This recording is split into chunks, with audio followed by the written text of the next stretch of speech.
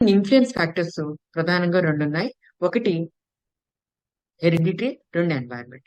Hereditary అనేది వారసత్వంగా లభిస్తుంది. ఇది తల్లిదండ్రుల నుంచి లభిస్తుంది.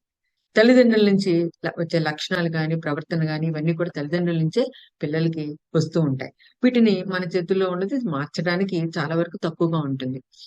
అయితే వాతావరణం ఎన్వైరన్మెంట్ అనేది పర్యావరణం. పర్యావరణం అంటే చుట్టుపక్కల ఉన్నటువంటి వాతావరణం నుంచి కూడా విద్యార్థులు నేర్చుకోవడం జరుగుతుంది. దీనిని ఉపాధ్యాయులుగా మనం వాళ్ళకి ఏ రకమైనటువంటి ఎలా నేర్చుకోవడానికి అవకాశం ఉంటుంది, మంచి లెర్నింగ్ కి అవసరమైనటువంటి వాతావరణాన్ని మనం ఇవ్వగలం. అయితే వాళ్ళ ప్రవర్తన కానీ, వాళ్ళ యొక్క ప్రవర్తనలో కూడా మనం మార్పు తీసుకురావడానికి మన యొక్క బోధన అనేది వాళ్ళ అభ్యసనని అభివృద్ధి చేయడానికి మన బోధన ఉండాలి.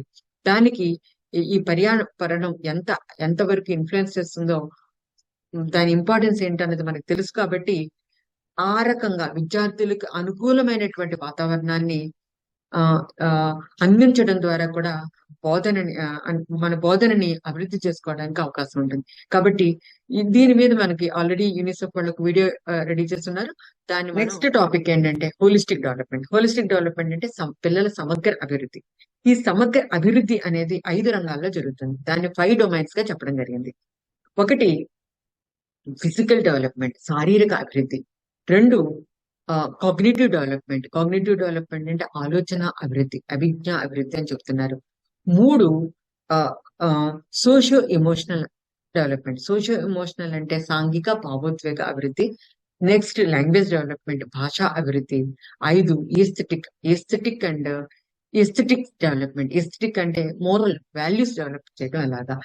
ఇదంతా కూడా ఈ 5 డెవలప్మెంట్ ఏరియాస్ ని కూడా మన పంచకోశ ఈ 5 డొమైన్స్ ని కూడా ఈ పంచకోశ కనెక్ట్ చేయడం జరిగింది. పంచకోశ అనేది మనకి national curriculum framework foundational stage లో దీని గురించి చాలా వివరంగా ఇవ్వడం జరిగింది. ఈ పంచకోశాలు 5 విభాగాలు ఉన్నాయి. అవి ఒకటి అన్నమయ కోశ, ప్రాణమయ కోశ, మనోమయ కోశ, విజ్ఞానమయ కోశ, ఆనందమయ కోశ.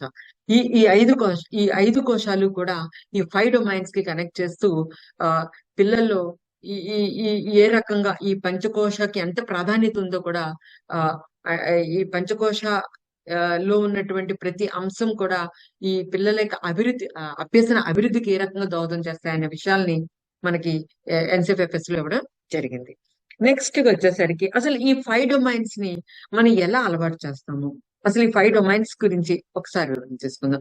ఫిజికల్ డెవలప్మెంట్, శారీరక అభివృద్ధి. పిల్లల చేత అసలు పిల్లలు ఎలా నేర్చుకుంటారు, ఏ స్థాయికి నుంచి నేర్చుకోవడం అంటే ఫిజికల్ డెవలప్మెంట్ అంటే ఏ స్థాయి, 3 సంవత్సరాల ప్రాయంలో ఉన్న పిల్లవాడు ఫిజికల్ డెవలప్మెంట్ ఎంతవరకు ఉంటుంది, ఏ రకమైనటువంటి కృత్యం చేయగలడు అనే దానిని ఎన్సిఆర్టీ వాళ్ళు ఒక ఈ 3 to 6 years 8 years పిల్లల వరకు కూడా వాళ్ళు ఈ 5 డొమైన్స్ లో వాళ్ళకి ఎబిలిటీస్ ఏంటి, కామన్ ఎబిలిటీస్ అంటే ప్రతి పిల్లవాడు చేయగలిగినవి కొన్ని మైల్ స్టోన్స్ ని మనకి ఇవ్వడం జరిగింది. అవి కోర్సులో కూడా మనం కోర్సులోను మన ట్రైనింగ్ కోర్సులో ఇవ్వడం జరిగింది. వీటి గురించి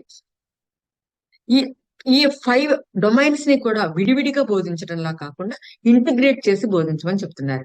ఎలా ఇంటిగ్రేట్ చేస్తాము? ఒక ఉదాహరణ నేను మీకు చెప్తాను. ఒక ఇద్దరు పిల్లలు బాల్ ఆడుతున్నారు. బాల్ ఆడుతున్నప్పుడు పిల్లలకి మనం ఏం నేర్పిస్తున్నాము?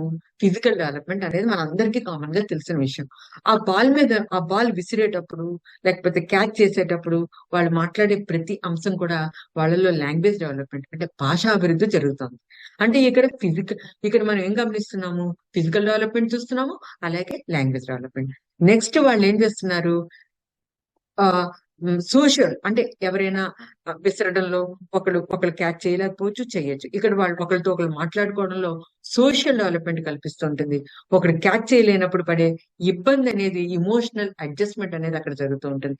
అంటే ఇక్కడ 3వ డొమైన్ సోషో ఎమోషనల్ కవర్ అవుతుంది. అలాగే న్యూమరికల్, ఎన్నిసార్లు విసిరావు, ఎన్నిసార్లు పట్టుకున్నాను అని కౌంట్ చేసుకున్నట్లయితే వీటిలో ఈ అడ్జస్ట్మెంట్, ఈ ఒకళ్ళ తర్వాత ఒకళ్ళు చేయాలి. ఇదంతా కూడా ఒక వాల్యూస్ తో వెళ్తూ ఉంటుంది.